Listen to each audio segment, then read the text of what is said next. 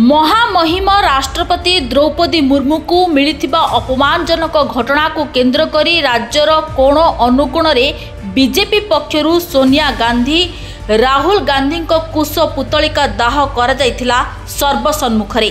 सेहिभଳି किछि दिन तले गंजाम जिला पोलोसरा निर्वाचन मंडलीर बुगुड़ा और पोलोसरा ठारे मध्य बीच बजार छकरे कुश पुतलिका दाह करा जायथिला।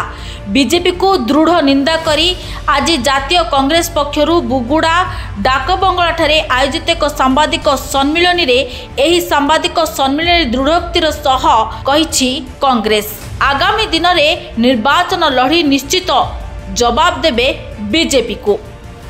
आज जो सांबादिक सम्मिलन बुगुड़ा कांग्रेस ब्लॉक तरफ तार मुख्य उद्देश्य है विगत दिन में जो कुशपुतलिका दाह कराइला सोनिया गांधी और राहुल गांधी जे सोनिया गांधी महामहिम राष्ट्रपति द्रौपदी मुर्मू अपमान कर संपूर्ण मिथ्या कथा। से किसी अपमान करना सी कहते अभिभाषण में राष्ट्रपति थकी गलानी एक विषयटे कहते किंतु शब्द को मुड़ी भांगी कहबार तो बीजेपी अभ्यास अच्छी अधा देखे तार एडिट करी कहीकि से कांग्रेस को बदनाम करने चाहते बदनाम करवा कांग्रेस को यार तार मुख्य प्रसंग सबु बीजेपी कहीं मेन मुद्दा जो रोचे राज्यर देशर से फोकस हटेवाई लोक विभ्रांत करने सब बेले बीजेपी नुआ नुआ मिछ कथा आनिक लोक आगे प्रेजेंट करें।